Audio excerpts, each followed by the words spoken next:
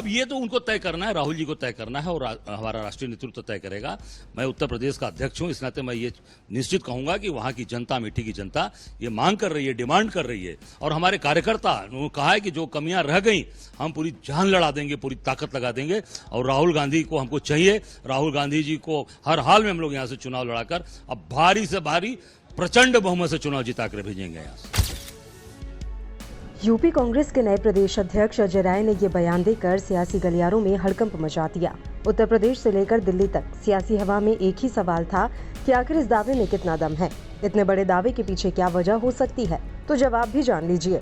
अजय राय ने इतनी बड़ी बात यूं ही नहीं कही। उनके इस दावे के पीछे कई कारण हैं, जिनके बारे में आज हम आपको बताएंगे। सबसे पहला कारण हाल ही में आए एक सर्वे को माना जा सकता है।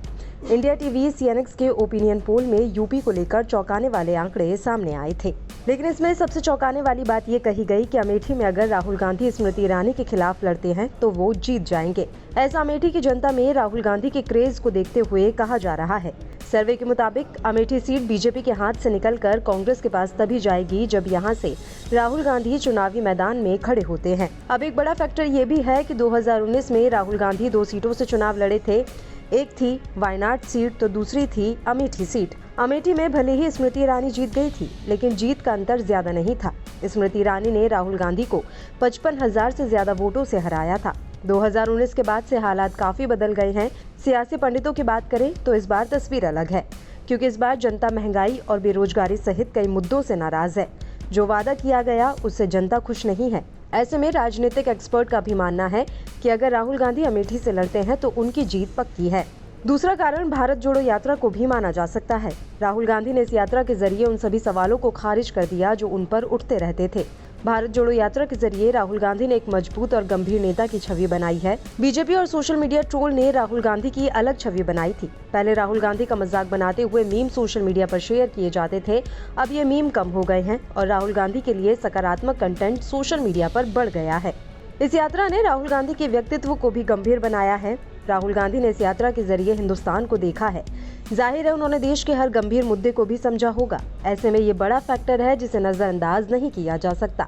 राहुल गांधी की छवि बदली है और अब जनता में उनकी पहुंच काफी बड़ी है। ऐसे में अजय राय ने भी ये बदलाव महसूस करते हुए ये दावा किया है। इन सबके इतर अगर 2019 के लोकसभा चुनावों पर नजर डालें तो उस समय विपक्ष उस तरह से एकजुट नहीं था जिसकी तैयारी इस बार चल रही है। साथ ही पीएम मोदी को सबसे अधिक लाभ इस छवि के कारण मिला कि वे मजबूत नेता हैं। जम्मू कश्मीर में आतंकी हमले के बाद बालाकोट हमले को उन्होंने जिस तरीके से चुनावी लाभ के लिए भुनाया, विपक्षी दलों ने उसकी आलोचना जरूर की, लेकिन देश की जनता इससे संतुष्ट दिखी कि भारत अब केवल हमले सहता नहीं है बल्कि पलटकर जवाब भी देता है। सर्जिकल स्ट्राइक जैसे मुद्दों पर बीजेपी सभी को अपने पाले में लाने में कामयाब रही थी, लेकिन इस बार इस तरह का कोई मुद्दा नहीं है और महंगाई जैसी समस्या से आमजन परेशान है। राहुल गांधी ने लोगों के मुद्दे उठाने के साथ ही राष्ट्रवाद को लेकर एक नई परिभाषा गढ़ने की भी कोशिश की है।